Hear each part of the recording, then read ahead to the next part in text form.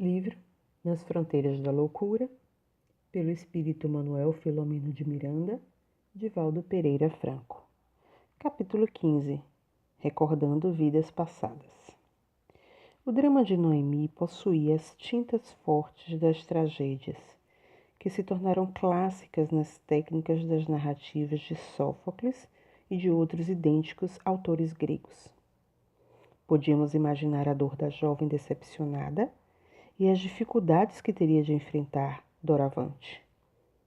O quase seccionamento do nervo do braço esquerdo deixaria alguma sequela, pelo que pude depreender, embora o enxerto e a sutura cuidadosos que o cirurgião realizara. Meditava nas dores que desfilaram naqueles dias diante dos nossos olhos e a providencial interferência do amor em todas as ocorrências, lenindo-as quando poderiam ser evitadas, caso as criaturas preferissem atitudes e comportamentos diversos. Tudo em a natureza convida à paz e ao amor. Poemas vivos de beleza, invitando à meditação e ao crescimento interior. Apesar disso, o atavismo das paixões primitivas faz que o homem renuncie à glória da harmonia exterior que veste a terra, abençoando-a para viver os vulcões íntimos que estrugem violentos em erupções destruidoras. Recordei-me daquele momento, já no posto de socorro, que às vésperas, antes de chegar o apelo de Angélica ao benfeitor, estivéramos ele e nós em suntuoso teatro, onde se daria o desfile de fantasias a serem premiadas. Razões de emergência levaram-nos dali, no desempenho do Ministério do Auxílio a que nos vinculávamos. Terminada a nossa tarefa, antes de nos retirarmos no recinto férico, que exalava os mais variados odores de mistura com a forte impregnação de drogas e lança-perfumes com que se intoxicavam os foliões, ia ter início o desfile, no qual se misturavam um fantástico sonho e o exagero das alucinações. Nos bastidores, a luta era inocultável, em que as intrigas e diatribes confundiam-se com as promessas de agressões físicas e escândalos entre palavras ásperas e vulgares. As paixões afloravam, extravasando em torrentes de desequilíbrio. Misturavam-se espíritos de aspecto bestial e lupino, verdugos e técnicos de vampirização do tono sexual em promiscuidade alarmante com inúmeros encarnados, que se compraziam reciprocamente na situação parasitária em osmoses psíquicas de avançado grau. Em alguns casos, tornava-se difícil dissociar o parasita espiritual do seu hospedeiro, tão profundamente enlaçados se encontravam.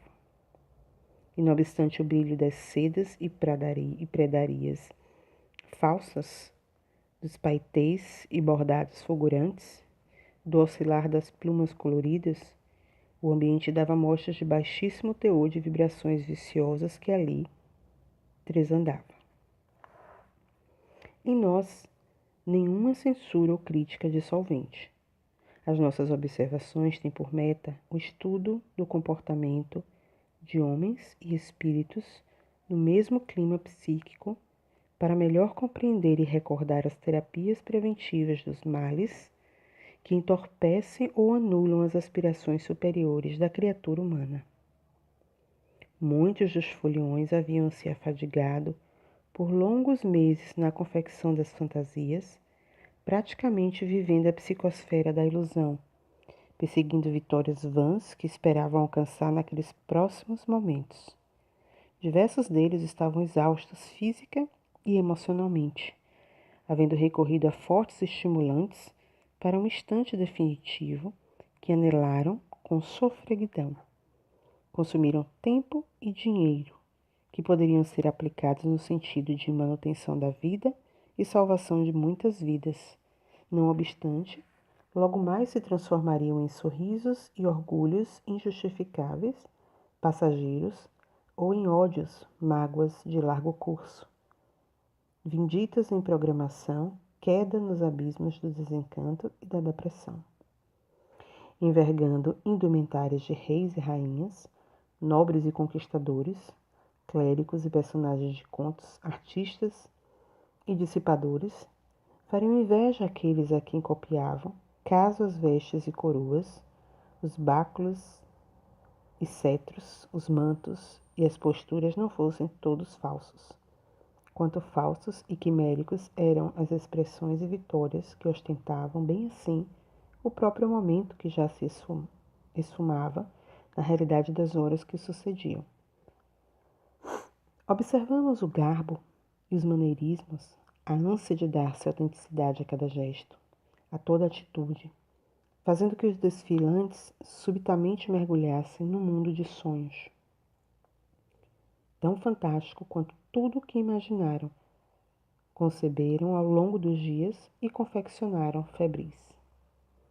Acompanhando os irmãos embriagados pelo prazer e intoxicados pelo bafio da disputa doentia, fui advertido pelo benfeitor, que considerou em apontamentos oportunos alguns lances das pessoas e daqueles a quem buscava imitar tão fielmente quanto possível. Muitos estudiosos apressados da reencarnação, informou consciente, mantêm veleidades e ideias fantasiosas que os agradam em torno do passado espiritual. Identificam-se nas roupagens físicas de antigos nobres e generais, reis e conquistadores, prelatos ilustres e de alta categoria hierárquica, nas ordens eclesiásticas, de artistas famosos, perdendo tempo precioso em pesquisas e comparações de valor secundário, levantando o passado para se satisfazerem no presente, sem a necessária consideração pela oportunidade nova. Diversos desses precipitados e descuidados adeptos do reencarnacionismo não se querem dar conta de que, se viveram personificações célebres e ainda permanecem na Terra, é porque faliram dolorosamente nos empreendimentos com que a vida os convocou a exercer para crescimento moral e deslustraram por orgulho, desmedida ambição, desrespeito à bênção que não mereciam, mas a receberam como misericórdia de acréscimo. Em se confirmando alguns casos como verdadeiros, isto tem a finalidade reeducativa, exigindo reparação urgente e não motivo de disfarçada vaidade pelo que foram com total ouvido do que são. Certamente, as desincumbências dos compromissos de elevação fazem-se muito mais difíceis nas altas esferas sociais do mundo, em cujas faixas enjameiam perturbações e convites à queda, tentações sem nome, fraudes, tormentos, traições e responsabilidades enormes. Enquanto isso, os que lhes são fâmulos, humildes, servidores ignorados, profissionais inexpressivos, suportando-lhes a mesquinhez, a indiferença, a perversidade e o desprezo, elevam-se pelos degraus da paciência e da humildade que galgam na escala do progresso, esperando os generosos e liberados após o umbral de cinza e lama em que todos se igualam na consumpção cadavérica, mesmo que a tumba dos dominadores de um dia se levante em mármores e bronzes trabalhados, evocando cenas que não se repetirão. O mentor olhou em derredor silencioso de momento, exteriorizando uma expressão de grande piedade.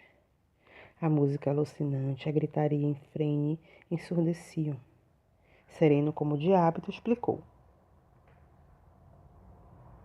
Alguns dos fantasiados que usam hoje imitações dos trajes antigos são as próprias personagens que retornam ao proscênio do mundo, falidos, lamentavelmente, imitando com carinho e paixão a situação que indignificaram quando a exerciam. Muitos nobres que enlouqueceram na ociosidade agora meditam em profundas frustrações que os tornam insatisfeitos. Monarcas que vulgarizaram a investidura, com que mergulharam no mundo para servir, repetem os textos do drama da vida em situações ridículas, amarfanhados. Religiosos que corromperam os altos compromissos, ora estão crucificados nos madeiros invisíveis de problemas íntimos que o amarguram.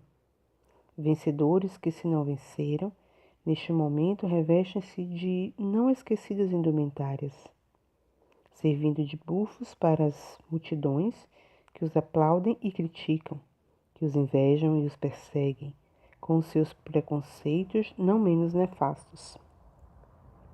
Burgueses frívolos que espiam sob duras injunções morais o tempo perdido. Todos dignos de respeito e consideração, sem dúvida, porém merecedores da compreensão, afeto e piedade de todos nós. As marcas de determinadas reencarnações não desaparecem de um para outro momento, das tecelagens sutis do espírito que renasce no corpo, sofrendo-lhes efeitos. Jesus escolheu os andrajos modestos, os convívios da dor e do sofrimento humano, as situações do proletariado sem esperança para dignificar a ascensão das almas que se retemperam aos testemunhos da pobreza e da simplicidade. Não desconsiderou os bens do mundo, nem os seus transitórios detentores, oferecendo-lhes várias vezes a oportunidade de privarem com ele suas lições, mas não se deteve ao lado das suas transitórias posições e mandos. Dignas são todas as conjunturas em que o espírito renasce para a evolução, porquanto afinal são todos dons de Deus colocados ao serviço do progresso de todas as almas. Não desconsideramos com esses apontamentos a beleza, a arte, a alegria, nem os seus valores fomentadores, aprendizes da vida e trabalhadores do bem, estagiando nas mais diferentes e oportunas esferas de ação em que a escola terrestre se apresenta e de que necessita para a plenitude e harmonia. Houve pausa. O desfile começava. O locutor chamou o primeiro candidato da noite, descrevendo-lhe a indumentária ricamente trabalhada, evocando o conhecido monarca que se celebrizara pela vulgaridade e disparates, pela sensualidade e vandalismo. Quando este avançou para a passarela, emocionado e ansioso sob os aplausos dos assistentes e os remoques ácidos dos desencarnados que pululavam no recinto repletando, especialmente os bastidores, ouvimos o mentor encerrar as considerações, arrematando: Guarde-o Jesus, bem assim a todos que aqui estão, na sua passeata de ilusão. Por mais que se demore o sonho, será inevitável acordar. Da sala nobre e bela do palácio, em que fracassou e comprometeu-se, o irmão ressurge em travestimento brilhante, num palco de mentira, recebendo a homenagem de uma glória ligeira, com serpentinas, confetes e lágrimas de dor, numa triste e enganosa noite de carnaval. Aprendamos desse modo a escolher a boa parte, aquela que nos não será tirada, conforme o ensino do Mestre, no diálogo mantido com Marta, no abençoado lar de Betânia.